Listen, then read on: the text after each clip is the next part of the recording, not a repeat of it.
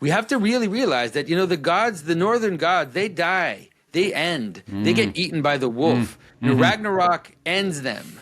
And that's the difference. Like, we actually have the end of our story is the opposite of that. You read Revelation, you have this glorious king that rules forever over a city of jewels. It's like, that's the end of our story. It's there. It's encoded in the story. Yeah. And so this search for glory and power and just riches, their entire life leads to their decomposition at the end and being eaten by the dark wolf. The life of self-sacrifice and of giving yourself leads in the story to this glorious city. And so, it's there encoded in the mythology. Yeah.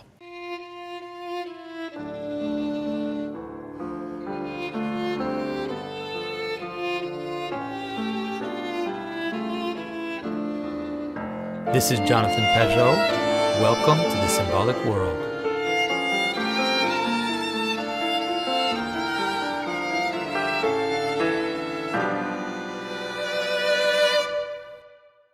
So everyone, I am very happy to be here with James Orr. Many of you who have watched the Gospel series or the Exodus series have seen James. He's become a friend of mine. We've done several things together. Of course, those series. I was also had the chance to go to England and do a tour with him. He is an associate professor in Cambridge. He's the chair of the Edmundburg Foundation in the UK and also runs the Trinity Forum in the UK, which is what I was able to participate in when I was there. And I thought it would be a great opportunity to have him on. He is such an insightful cultural thinker and a very brave person in his own context. And so, James, thanks for talking to us. Oh, it's great to be with you, Jonathan. I'm a huge fan of the symbolic world and all the work that you do. So just so good to be with you. And so we have been now on the two Bible seminars with the Daily Wire. Of course, the first one, Exodus, which was wonderful, amazing. But the Gospel seminar, I think we were all a little worried about it because talking about the Gospels is so much more controversial than talking about Exodus. And so we all came in. And so I'd like you to maybe to tell people a little bit about what your experience was of doing that of all this together. Well, yes, you're right. I think we all approached it with a certain sense of foreboding, but also excitement and, a sense of reverence, but also, we were, I didn't quite know what to expect. The first thing to say is that those two Exodus, it was two Exodus series, and so we spent 2 weeks on those 40 chapters, and whereas this project, we're trying to get through all four Gospels effectively, 6 days. 4 hours a day, two like in the morning and in the afternoon. It was wild. That's right. And so probably doesn't really come across in the series, but we were in the studio 4 hours a day as opposed to 2 hours a day. Everything was compressed down into a single week. So it was a lot more intense. It was much more, it required a lot more stamina. I found it was a lot more of a kind of an emotional roller coaster too, particularly that final day. The last two sessions at Golgotha and the resurrection and the trial. I think we did the trial on Golgotha, the crucifixion and the resurrection all in for about 4 hours. I think it was almost. I think it was a single day, and I think we were all emotionally shattered at the end of that day. But I think, and it was harder to. I think with Exodus we were able to approach it as this. Enormously important kind of canonical text that was more than merely just any other text. We all approached it, though we had different perspectives, some secular, mainly not, but with a sense of reverence. But I think with the Gospels, there was something, it was much, much more freighted. And that's why I think it was so important to have Dennis Prager there. I know there was a few questions about, what is Dennis Prager doing there? What is John Vervaeke doing there? Actually, if they had not been there, I think the whole series would have just fallen apart. I think it was wonderful having them there. John as a sympathetic, secular, quasi-secular, but not kind of hard-boiled secular perspective, counterpoint. And Dennis there, just so open, generous, willing to understand, willing to give a kind of, mildly critical Jewish perspective. So that really held it all together. But yes, it was it was a much more delicate tightrope, I felt. And I don't know if you felt the same. Well, I came in quite nervous about it, and there were some issues that, because we weren't actually reading the Gospels. We were reading this like kind of synthetic account of the Gospels, so that made us all nervous as well. There were all these things that were there, but there was something again, and I think Jordan sets the tone in terms of his stance in conversation. I think that the tone of the conversation ended up being so productive, and there was a dance, really. Like you said, in some ways, everybody kind of knew what it is that they were bringing, and we created this. In some ways, people could watch it just as a model of a conversation. Yeah. I mean, people who don't even care about the gospel, to see how can you have people that are so far from each other in their positions in some cases, but nonetheless be able to discuss something that important and controversial. I couldn't agree more. I mean, I think Jordan chaired it really well, and I wasn't actually sure how he was going to do it or how good a job he was going to do it. This is basically, it's not something he's actually got much practice in. The podcast, the dialogue, or occasional trialogue podcast format, it doesn't lend itself to kind of chairing a seminar of eight, 9 different people over that long period. And I thought he did a fantastic job with it. And I'm not sure what it was. It was a combination of a kind of the intensity of a kind of evangelical preacher, but with that sort of sympathetic skepticism of the psychologist, the clinical psychologist, and the kind of and the student of culture, and the kind of the reader of the cultural runes.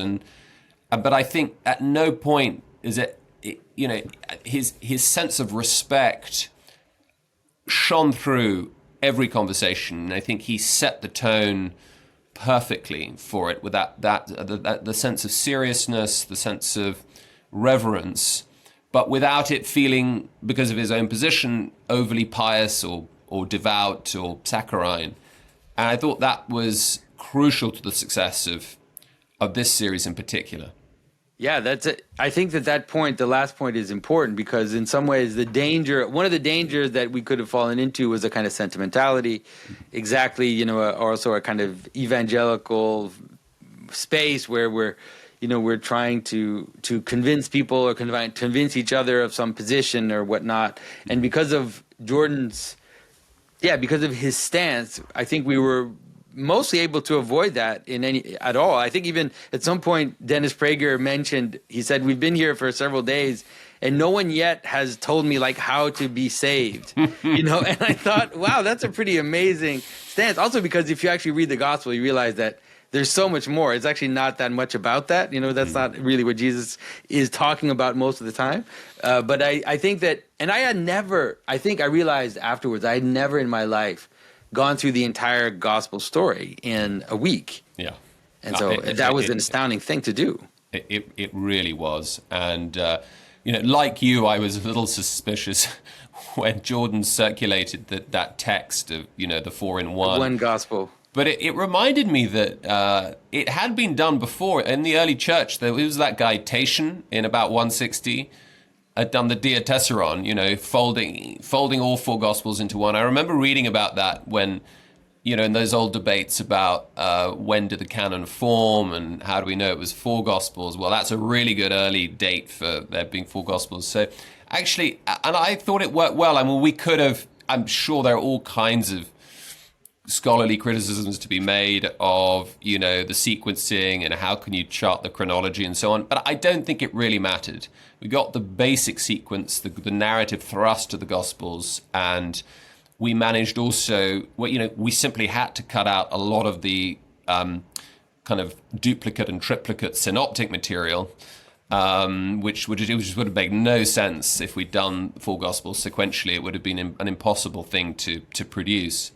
So actually, that worked really well. And I think the other thing I appreciated, I mean, we've talked already about, John Vervaeke's friendly, interesting mildly skeptical perspective from somebody who'd grown up in a church background and he had a Baptist background. So there's some very moving exchanges I remember having with him and he having with others. And then, of course, Dennis's perspective. But I think what I found especially enriching was the ecumenical sort of synoptic perspectives. We had You, of course, with your learning and insights steeped and soaked in the Orthodox tradition. We had Bishop Barron, sadly only for 3 days, but I think those sessions were electric. Learned so much from him. He's got such a gift for communication and also for conveying the Catholic, an unapologetically Catholic perspective. And that, I think, those provided anchor points. And then there was sort of woolly Anglican takes like mine and Professor Headley and Dr. Blackwood, but that's a bit of padding there. That's a little bit, but I think that you say that, but in some ways, both Stephen, all three of you Anglicans, are deeply rooted in Stephen, who has read so much of Boethius and has a kind of a vision towards also Hellenistic culture. Douglas, who is a Neoplatonist, and you have also such a sense of the mystical aspect of Christianity and also the cultural aspect. And so I felt like in some ways I didn't even notice. The person I noticed the most was, of course, Bishop Barron, because he really spoke from a position of kind of Catholic authority. Mm-hmm. And I thought it was really useful for that to happen, because sometimes he would give the theological words that I, for example, purposely avoid, because I'm mostly talking to kind of half secular, half Christian audiences, but I thought it was useful to have that. But in all, I felt really like there was just this exploratory mode that we were in, and that made it, I think anybody can watch it from any faith tradition, not even Christian, and be able to enter into the conversation. Absolutely. And you're right, Bishop Barron was very good at kind of enunciating the kind of orthodox theological kind of pronouncements, but all in a very helpful way, and sort of explaining how those doctrines and dogmas are kind of unfolded, and how they were to be found in the Gospels. And so I thought that was so useful. And I think for me, I mean, it's kind of you to say that we're sort of attuned to the mystical dimensions of the Gospels, and that's something that's relatively new to me. And of course, I love Plato and have been, very enamored of the Neoplatonic tradition. But I think it was a shock to me, as it were, approaching the Gospels from some lens other than the sort of traditional lens of Anglo-American New Testament scholarship, which is primarily the hermeneutical prism of the literal and the historical in the de Lubac's, the four senses of Scripture.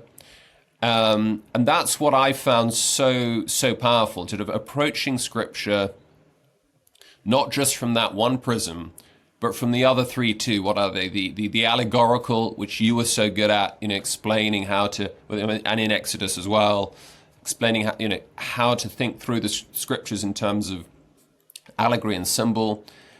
And then the mode that Jordan, I think, was especially strong at, what do they call it? The tropological, so the moral sense of Scripture. How should I apply this to my own life, or how I ought to do? How do I think about virtue? How do I think about moral formation, becoming a better person? And then the mystical, what is it? The final one is the anagogical. The anagogical, of course, which is the mystical ascent. What is the eschatological horizon and import and direction of this text? And I can't tell you, New Testament scholarship. I mean, I'm not a New Testament scholar, but I, will occasionally go to New Testament seminars, and I'll often, I keep abreast of New Testament scholarship, and that it is just tone deaf. You'd be laughed at if you brought up those other three senses, anything other than basically a theological analysis of the text, biblical theology, or a kind of quite a dry textual, literal, historical analysis. I mean, I did feel, and de Lubac does say that layer is the foundational one, and I felt I was often making quite sort of apologetic historical points, saying, look, trying to bring everything down and say, look, it does matter that this happened. There's a very granular and plausible historical context to this. No, the resurrection is not just a sort of symbolic awakening in the hearts of the apostles. It's more than just it is more than just history. It's the axis of history, and so we shouldn't naively historicize it and reduce it to just some other contingent event in history. Of course not, but it is at least history. It has, and one has to stand by that, and one has to be, open to the historical strength of the documents, which had such an impact on me when I came to faith 20 years ago. But that's, in the end, that's kind of limited too. And if you want the scriptures to enrich your life and to help you think about God, to think about the first things and the last things, you desperately need these other three readings. And that's what I got. That's what I learned most from our time, not just in the Gospels, but Exodus too. Yeah. I really appreciated in some ways the voice that you brought, that more technical aspect sometimes to say, like this is even in terms of the translations, in terms of the Greek and bringing it, you had more of the scholarly approach because no, I don't have that at all. Like I just don't, and I don't, it's not that I don't totally care for it. It's just that that's not the thing that drives my attention. That's not the reason why I care for the gospel. And I do believe what you said. I do believe that all these things happened. I do, obviously I believe that the resurrection is an event, but I tend to focus on the typology and the vision, the eschatological vision.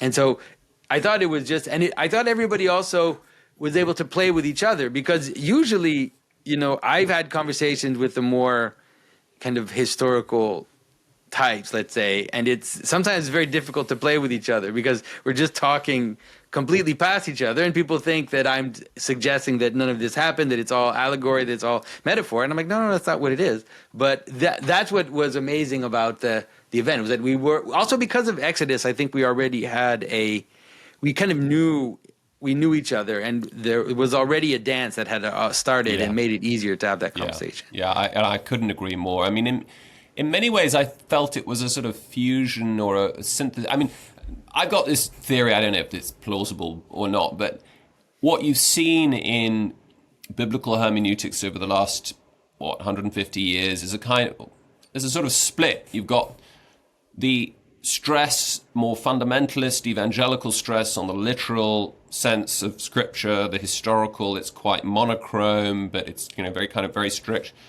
And then liberal theology has gone in completely other direction. It's much more, it's just allegory. It's just the symbolic.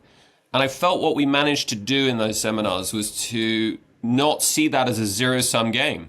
Yeah. And actually, and to see more to it, precisely because we're seeing those two together, to also be alive to the capacity for moral instruction and also for that eschatological horizon, the orientation to the final vision. And I just, it was, I found that so galvanizing. Hello, my name is Richard Rohlin, and I am interrupting the construction of the new Symbolic World Barn of Podcasting to tell you about a new course that is coming from the Symbolic World beginning February the 24th. This course is called Tolkien and Universal History. So there's a famous letter that Tolkien wrote. It's about 10,000 words or so to a man named Milton Waldman. Sometimes it's called the Waldman Letter or Letter 131. And in it, he says this, speaking of his efforts to create the Legendarium. I had a mind to make a body of more or less connected legend, ranging from the large and cosmogonic to the level of romantic fairy story. The larger founded on the lesser in contact with the earth, the lesser drawing splendor from the vast backcloths, which I could dedicate simply to England, to my country. Later he says, I would draw some of the great tales in fullness and leave many only placed in the scheme and sketched. The cycles should be linked to a majestic whole and yet leave scope for other minds and hands wielding paint and music and drama. So this course will begin with an exploration of two medieval literary genres, the epic poem and the chronicle, and see how Tolkien used them in his early conceptions of Arda.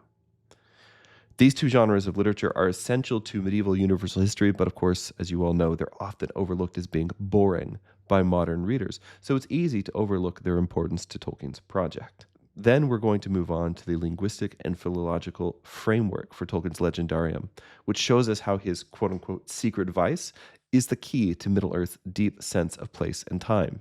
As surprising as it might seem, it's also the in, you could say, for Tolkien to connect his Legendarium to the Christian story. And finally, we're going to look at how he takes all of these elements of universal history and works them into the modern genre of the novel.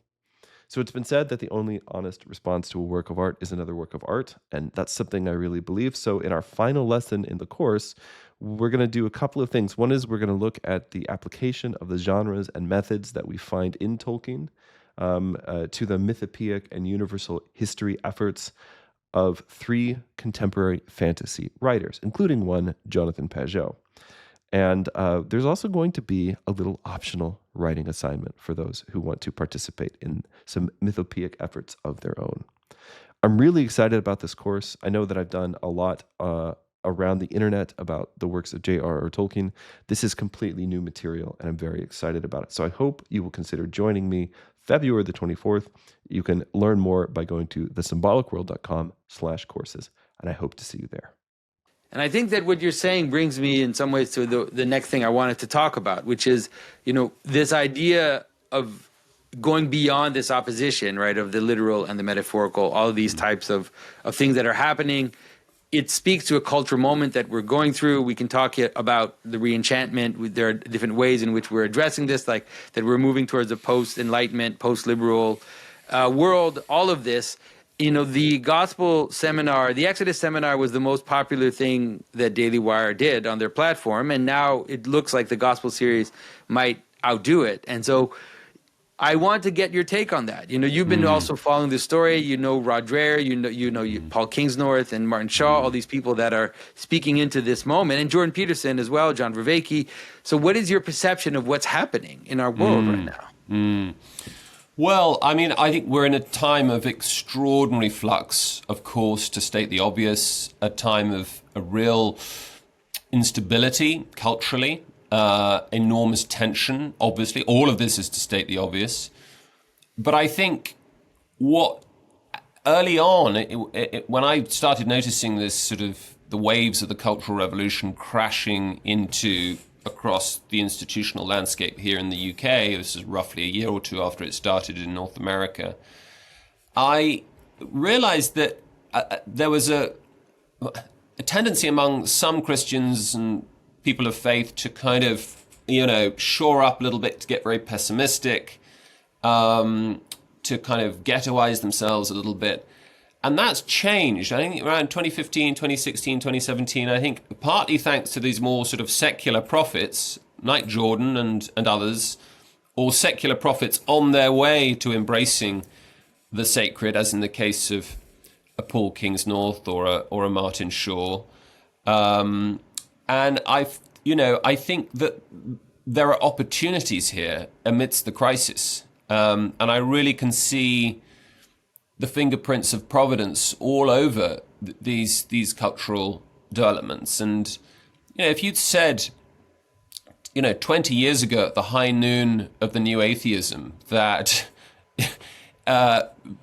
before too long, you would be seeing, public conversions of very distinguished intellectuals, writers, mythographers, celebrities to Christianity, and not liberal Christianity, but Christianity with all the weird stuff, and all the bells and whistles, and a kind of and wanting to embrace all of that. I think we'd have thought you were just completely mad.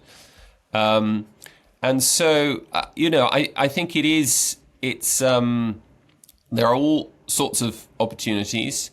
I think I've noticed that the evangelical tradition, certainly here in the UK, has struggled to cope with it, or struggled to seize some of the opportunities that have opened up. And I think that probably is to connect back to what we were talking about earlier, that maybe the tradition historically, maybe this is changing now, but historically, their hermeneutic is not open to the enchanted dimension quite as much, in as much as it's a little bit more skeptical of the allegorical and the tropological and the anagogical and the kind of the final vision. All of that, there's a kind of restraint there.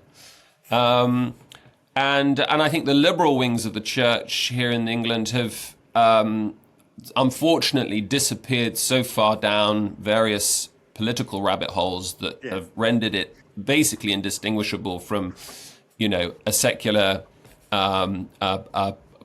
policy shop. that they've not really been able to rise to the challenge at all, which is a source of great sadness that our established church has this extraordinary, once in a century opportunity, in my view, to address the crisis of meaning and to address through faith this sense of civilizational instability and rootlessness.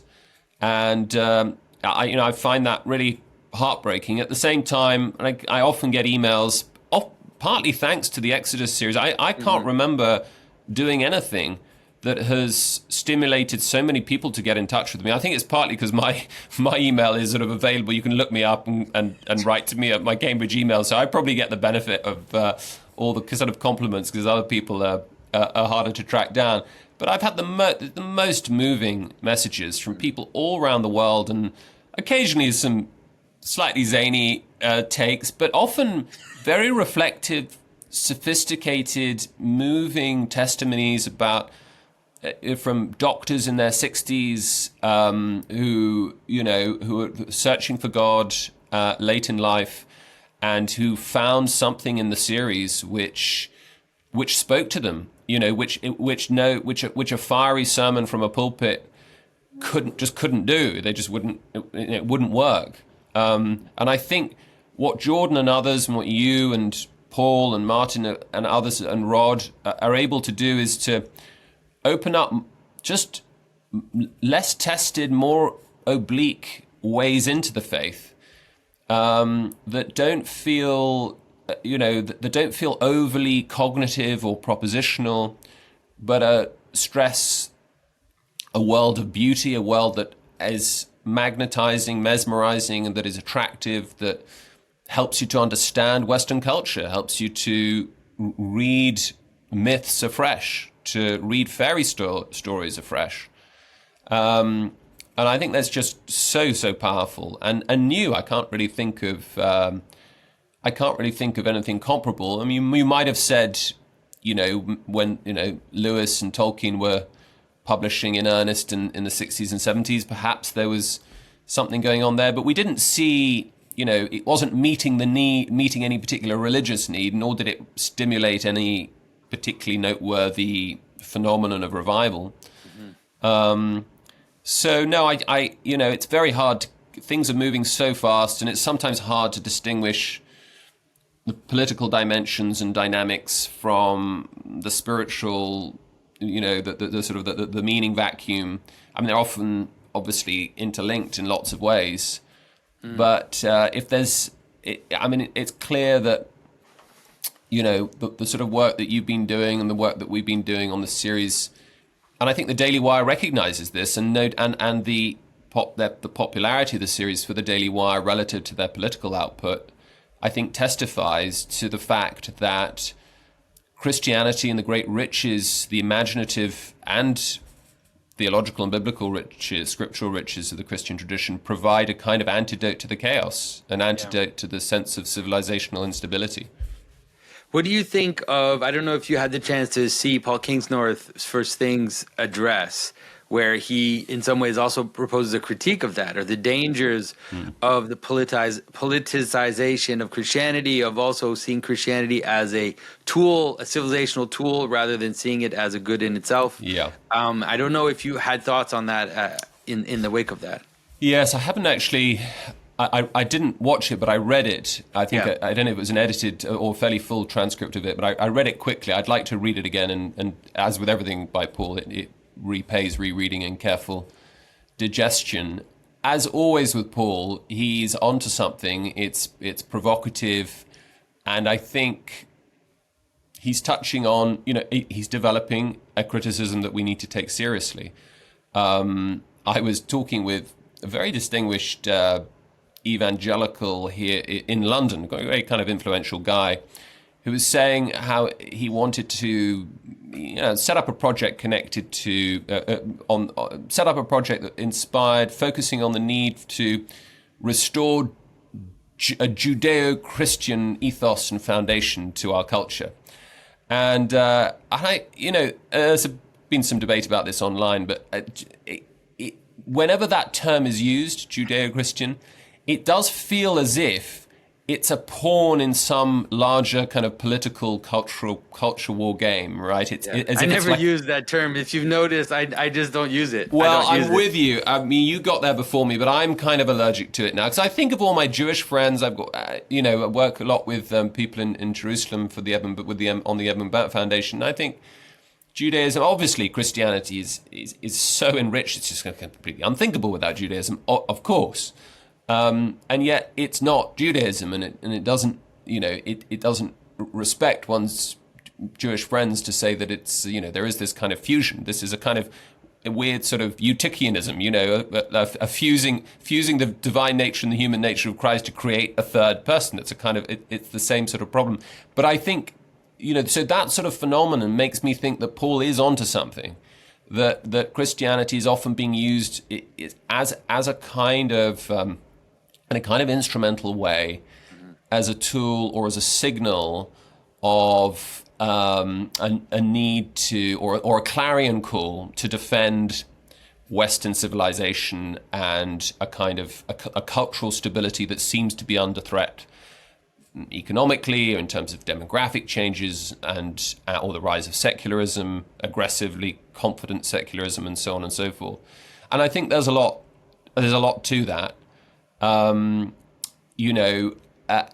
Christianity, yes, of course, it has nourished our civilization to an unimaginable extent, but it is so much more than that too. And it's fashionable to mock people like the great German liberal biblical critics like Bultmann, But actually, I think it's quite good to go back to someone like Bultmann and read him. And Bultmann basically has this existentialist Heideggerian reading of scripture where he talks about, or even Barth, talks about that sense of existential immediacy and of the raw contact and power of encountering scripture. Never mind all the kind of arguments about civilization and, it's so useful for society and it's so useful for holding the family together and so on. Kierkegaard is also a good person to read on this. His great critique of the kind of cultural complacency of Copenhagen Christianity, of just that we're missing something here. We're missing the kind of the raw power of contact with Christ, of the relationship with Christ. So I think what Paul is, it's an important contribution. I know it's ruffled a few feathers and it's kind of discombobulated people. Yeah, well, it's okay, and I think that, and so like you said, I think we have to enter into the conversation. I had to record a conversation with him about it, which probably should be out by the time we put this out. And I think that the critique is absolutely right. But it's difficult. In some ways, it's an image of the difficulty of all good things, because you're right that it does offer so much in terms of our civilization. It is the foundation of so many good things, but we always have to keep things in the right order, right? If you want the higher good for the lower goods, then it never works. It never functions. You cannot make, the worship of God a utility for the stability of your family or for your civilization, although it will yield that. And so it's hard even in our own hearts to keep the order properly, because we do want all these things. Like, we do want our societies to function. We do want our families to hold together, and that it's also okay to want that. And so it's hard to order that. I feel it in myself. Like, it's hard to order things properly in my heart, knowing that if I'm a Christian, a faithful Christian, that it will have fruit that won't just be, for my faith, Yeah.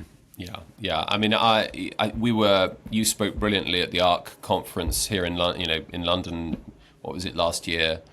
And I remember in that conference, that electric panel with Os Guinness and Ayaan Hirsi Ali, and which I think for the first time she announced her. It was the first time she announced. Yeah, that's the first time. We were all, and we had no idea that that was coming. It wasn't scripted. It wasn't planned. But I know she got a bit of blowback, unfairly, I thought, for instrumentalizing Christianity, or saying, trying to frame her conversion in the context of a need to defend a civilization that she'd fallen in love with and that she'd seen to be the best hope for humanity. And I don't, my sense is whatever route to God one takes is great if it's a route that gets you to God. That's right. That's also true. Sometimes you need instruments. Well, you always need instruments to do stuff, and people take all kinds of different paths to the divine.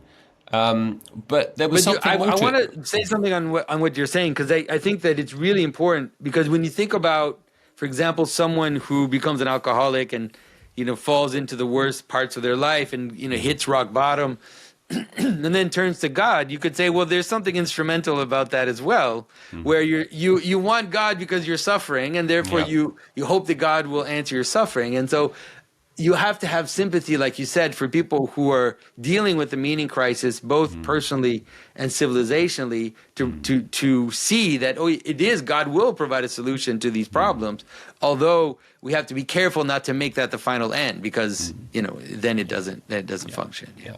And I think also, maybe Paul and those whom he's criticizing are both guilty of a rather restrictive or a kind of crude assimilation of Christianity and Western civilization. It's all kind. The very word civilization doesn't really start to come into common currency until I think I checked this the other day, late 19th century. So, for most of the course of Western civilization, people in Western civilization did not think of themselves as a civilization, and didn't really think of themselves particularly as Western. And I suppose there are just so many engines to what's got us to today, to this sort of post-liberal cultural and political moment.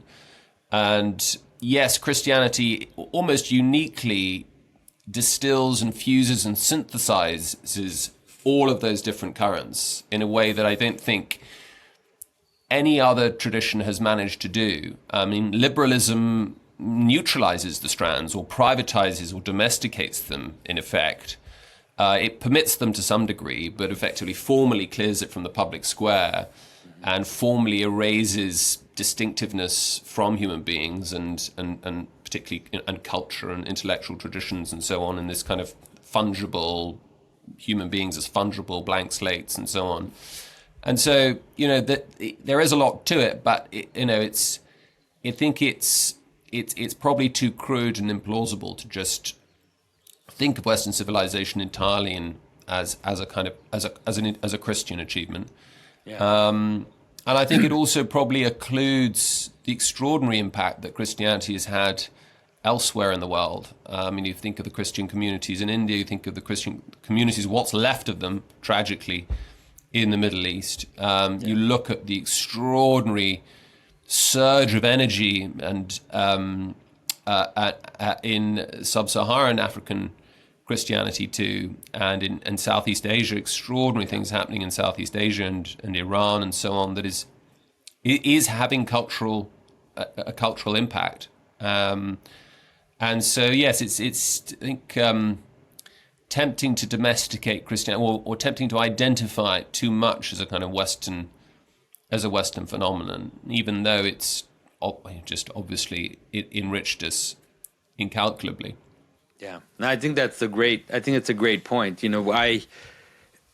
I'm hoping to go to Armenia next year, and that's a great example where the Armenian king converted before Constantine, even according to church tradition, that and the same, you have Ethiopian Christianity. I just had dinner with some Coptic priests this week, and the amazing resurgence of even Coptic Christianity in America and in kind of in Europe and everything. So you see that, like you said, that Christianity is not a Western thing, although it is at the base of so many of the things that underlie our value system. One of the things that I try to help people see is the idea of self-sacrificial self-sacrificial love in general. Even sometimes it's weaponized, sometimes it's misused, but the very idea that self-sacrificial love is the basis of our morality, that we should serve the weaker, that we should put our strength in service of those that don't have the strength to do it themselves. All of that would not exist without the Christian impetus, Absolutely. And of course it's difficult because on the one hand, we have those who would criticize us for saying, well, it's not a monopoly of Christianity, right? I mean, you can believe in self-sacrificial love now, and we can, thanks but no thanks to the Christian influence, we can just see that as self-evident when it's not. It's very far from self-evident, had it not been for the historical impact of Christianity. On the other hand, you've got the emergence of a kind of Spenglerian Nietzschean right that says, well, this is part of the problem. Yep. This endless stress on weakness and on fragility, on sinfulness, on self-sacrifice. And that's been interesting. That's not something I expected to see, but I think it's hard to judge these things, and mainly online phenomena. But I picked it up a little bit, in the physical world, as it were, on the street, in seminar rooms, and conversations with young Zoomer types. And there is that kind of growing skepticism of Christianity as being the kind of hidden source of the excesses of a kind of hyper-progressivism, wokeism, whatever you want to call it, a kind of a fetishizing of weakness, and a sort of repudiation of the kind of resilience and strength and vitalism that in their view, flourishing civilizations depend upon. Yeah, and it's not that hard to see the difference. I understand how it's tricky because we have many of the more progressive Christian strains that have taken that position. But it's not that difficult to see the difference. I really anchor the difference in the Judas story, where the woman comes and washes Christ's feet, where the woman is washing Christ's feet, and Judas says, well, you should give this money to the poor. And then it says that Judas was stealing the money from the purse. And so you can recognize weaponized compassion when it is wielding compassion in order to get power for myself. And then that is so easy. You can just see it right away. When it's using compassion to acquire power for oneself, then it is the very opposite of what Christianity offers. Like if you look at Christian tradition, it's difficult when you see these Nietzschean types and you say, well, how do you account for the entire Middle Ages? Like, how do you account for the entire Christian tradition? We had kings and emperors and knights, and we had Christian warriors. We had this whole sense of a sense of the possibility of power and of regal reality. But the notion was that higher than that was the saint, the monk, and the notion that the king had to at least, how can I say, at least make a gesture towards that, right? Yeah. Even if sometimes they didn't. And so I just find it difficult when people say that. It's like, it seems like they don't really know much about history, to posit that. I don't know if you saw last week some of the effective altruists. I don't know if your viewers will be familiar with that movement. It's a radical kind of utilitarian movement that says you've got to really give as much as you can away to those charities that will maximize the benefit and quality of life. So not to the charities you choose, but to the charities that, according to their Excel spreadsheet, do the most good. And anyway, there was an outcry when the costs of the extraordinary restoration of Notre Dame in Paris, and there was all sorts of sort of, an outcry effectively that think how many malaria nets this money could have gone to, think how many lives this could have saved. And I thought of the Judas story and when I saw that. And yes, you're right. There is this sort of year zero mentality everywhere. Maybe I think it's a symptom. It's a disease of modernity as such, you might say. That it's a disease of the age that defines itself by reference to modernitas, nowness, right? That we can't think diachronically. We can't think that concepts and traditions have a hinterland. And, I think that's why the sort of work that you're doing and Martin's doing, recovering these older tales, these older sort of patterns of myth and legend are just so important, because they remind us how strange a lot of our modern assumptions are, as, sort of steeped as they are in the kind of tepid waters of secularism. I've got some of my students here have a WhatsApp group. I'm not allowed on it, but they're all kind of young, Christian lads in their 20s, 30s, and it's called Knights Templar, and it's LARPing, as they like to say. It's ironic, but they are also thinking about what does it mean to be. We believe men and women are different and complementary. What is it to be a non-toxic man? What is it to live a life of a Christian masculine ideal?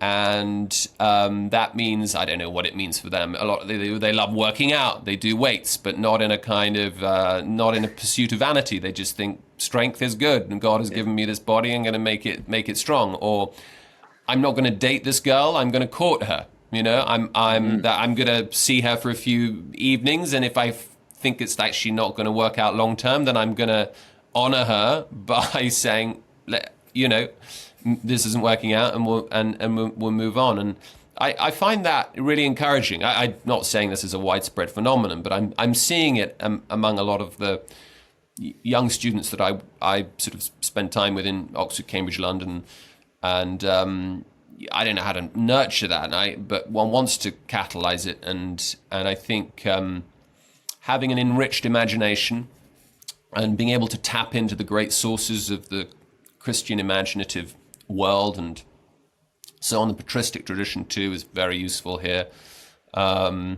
Is that wonderful essay of Bernard of Clairvaux? I mean, it was a little propagandistic. I think it was Pope Urban, one of the popes, got him to write this theological defense of crusading. Yes, we know about that.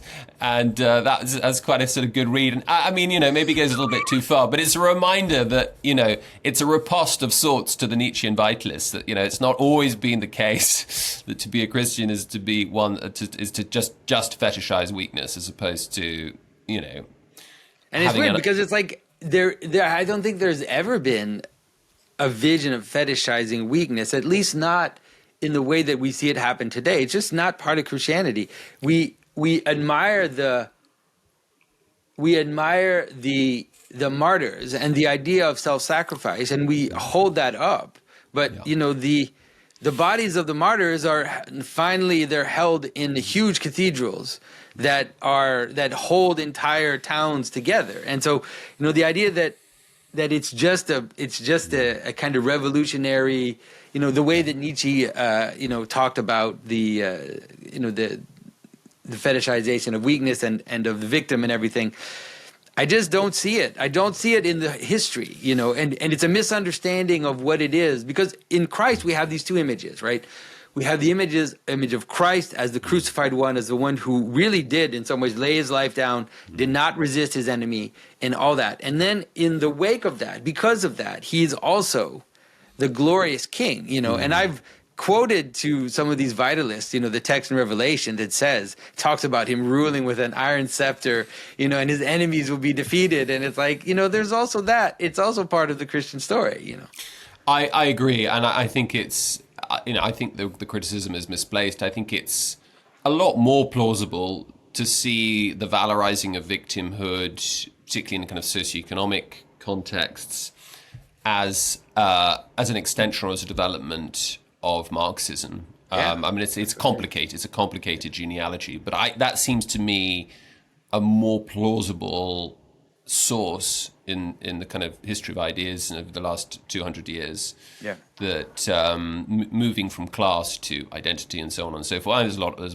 been a lot that's been talked about and written about this, but it's even like in terms of mythology and we have to really realize that the gods, the northern gods, they die, they end, they get eaten by the wolf. Ragnarok ends them, and that's the difference. Like, we actually have the end of our story is the opposite of that. You read Revelation, you have this glorious king that rules forever over a city of jewels. It's like, that's the end of our story. And if you think that, and because it's there, it's encoded in the story. Yeah. And so this search for glory and power and just riches their entire life leads to their decomposition at the end and being eaten by the dark wolf. The life of self-sacrifice and of giving yourself leads in the story to this glorious city. And so, it's there encoded in the mythology. Yeah, I couldn't agree more. Absolutely, the great eschatological closure is one of triumph and victory and riches and happiness and eternity and so on and so forth. I wonder, this is really speculative, but I wonder whether the fact that the targets of those Nietzschean critiques, that kind of hyper-progressive approach to society and culture, the fact that it emerges from distinctively Protestant cultures that have historically, from the Reformation onwards, tended to emphasize crucifixion, the suffering, and over and above the final vindication and victory in the resurrection, and underwritten so gloriously and eschatologically in the Revelation. I wonder if there's something to that. It feels a little speculative, but there are differences, I think. If you just look at rates of secularization, for example, between Protestant dominated countries and Catholic dominated ones, and I wonder whether, and I think it's true that the Cultural Revolution that we've seen has begun really within the Anglosphere, America predominantly, and has not really taken root quite as powerfully in Mediterranean Catholic cultures, and certainly not in Orthodox cultures, as far as I can tell. Yeah. Well, we do have that whole communist period in Russia that we have to account for. Although it does come from Germany. The ideas come from Germany, but it's I think that there is something about that. I wrote an article a while ago about these two images and how the two images in Christianity have to be held together, and we have to always be careful not to collapse one to the other, which is the Son of Man, the glorious Son of Man, dressed as an emperor on a throne, the right hand of God the Father, and also the crucified one who laid his life down. And I think that it is in holding those two images in tension that we find the solution to the problem. And we have our temptations. Like, everyone has a temptation to go one side or the other. And, it's okay to have a tendency. But in our culture right now, we're so ripped apart that we have to find that tension again. Yeah, absolutely. I couldn't agree more. And I think that's what, it's frustrating in the context of the UK at the moment, the Church of England. We've just lost our Archbishop of Canterbury. There's a cloud over the Archbishop of York, such that he can't even step in to assume the ceremonial roles of the Archbishop of Canterbury, and part of that is because my view is that the leadership of the Church of England over the last few years has not been talking about self-sacrifice and suffering through a Christological lens and the ultimate victory and vindication of the resurrection and the glory of the Son of Man, but has really been chasing after the false gods of secular political issues that are kind of with a little bit of theological window dressing around them.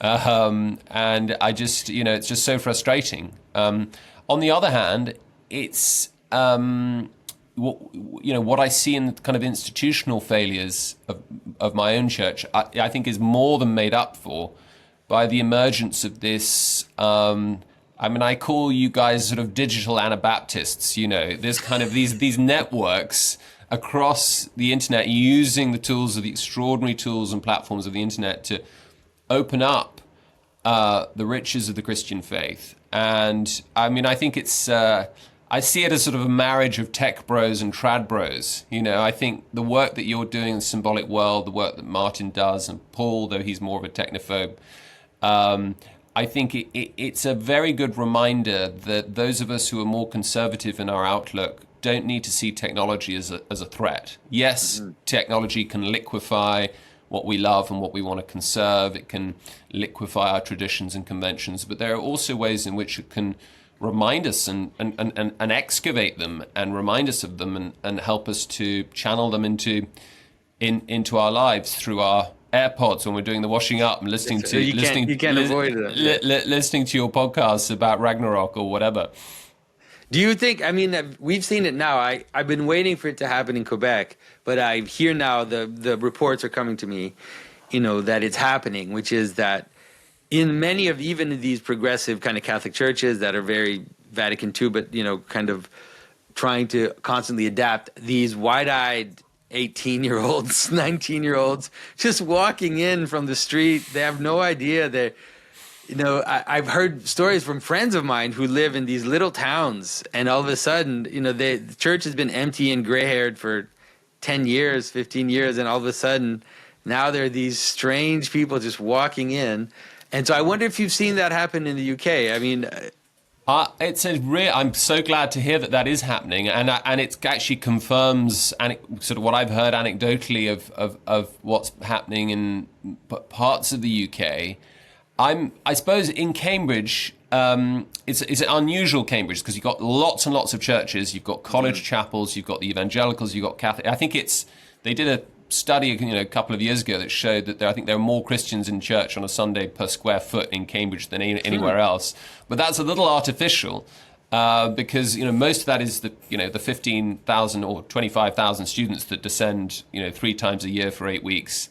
And so it's hard to kind of get a sense of shifts. But what I have noticed is those churches that stress liturgy plus orthodoxy in belief are becoming more attractive. We've even just here in our little commune in Cambridge, we've just basically converted a shipping container into a chapel. And we need to decorate it with icons, so I'm going to have to get on your waiting list. But we've started just a few weeks ago, one of our young students who lives with us here said, I'd like to start a morning prayer, Book of Common Prayer, good old traditional Book of Common Prayer, morning prayer 2 or 3 times a week. And he started that. We've been going along at 8:30, and it's just more and more people have been coming. And there is something attractive, to finding that still point of the turning world, as Eliot sort of talks about. And it's almost as if the more political upheaval there is, the harder life is. If you're particularly here in the UK, starting out in your 20s, getting a home is a nightmare, wages are stagnating, job opportunities are dwindling. There is a sort of sense of, well, what can I put my faith in? What can I ground myself in? And it's a sort of almost it's a rather bleak one, but it's a gateway to the gospel. It's a gateway to the kind of solidity and stability and order that Christian life can bring you. Yeah, I think that's right. In some ways, we talk about the meaning crisis, but it's a meta crisis. That's how John also approaches it. There are all these things coming together and collapsing simultaneously, and so it is a surprise, but it's also not surprising once you see it that people are trying to find something solid to stand on, and these young, especially these young people. We had someone in my parish, some 17-year-old. Just shows up. He's just there. He took a Uber like an hour away, and just came to church. And it's just, and I think, this is an Orthodox church. This is like very difficult, right? It's not, so it's happening everywhere, and glory to God for that. Hopefully it's something that can consolidate and, and create a new generation of Christians. Yeah. Absolutely. I don't think it was just an accident. I'm sure that he had got wind of you somehow, and that he didn't know about. Oh, he didn't know at all. Isn't that crazy? Right. Usually it happens. Usually people that come to the parish, like they've heard about me or they've seen me in videos, but not this guy. He was just 17. Incredible. I didn't even know what he was watching or where he saw it, and he just kind of walked in. It's pretty astounding. It's wonderful to see. My son Godfrey, who you've met, he's 16. And he is, he doesn't talk much about faith, but he is in church without me. He doesn't like me to go with him, so we go to different churches. He goes to his own church in the morning on a Sunday morning, high Anglican liturgy, all sort of smells and bells. Then he goes to a charismatic evangelical kind of Wesleyan service in the afternoon, and he does Calvinist Bible studies on Friday night. And I mean, it's just completely non-negotiable. He will never ever miss it. And I just think, wonderful. It's great. I've not really done anything to, particularly to catalyze this. And but I think, he's a young man. He's, finding his feet in an uncertain world, and these are sources of stability and meaning. Yeah. And I'm so thankful for that. And so, last question, I think I haven't yet announced this publicly. This might be the place where I announce it publicly. So the rumor is that the next Daily Wire seminar will be about the Book of Revelation. That's the rumor. Yes. I remember you floating the idea and thinking, oh my goodness, what is that going to... Because there were other options, I think, in the air. And so I think I'm probably even more nervous about tackling that than I was about the Gospels. However, I trust you, Jonathan, but I think you're going to have to do even more hand-holding than you did in Exodus and the Gospels. But I'm really going to... I didn't get to prepare much for the Gospels, but I think if you're we're going to have to prepare for this. My There's no doubt goodness about me. it. My goodness me. But there's just... there is so much there. And, for years and years and years, I have wanted to get to grips with that text. And, to the extent that one can get to grips with it. And so actually, having that kind of opportunity is what's going to focus my mind and help me begin to grasp it. Force us to go in and to at least master the content, kind of get a sense. At first I was so nervous about it, and I also advised that we shouldn't, but Jordan is like, no, that's what we're doing. We're doing Revelation. Oh. Like, how else can we go from the gospel? It's the only place we can go that will be like, and so I'm like, okay, let's do it. Let's do it. But if we're going to do it, we have to do it.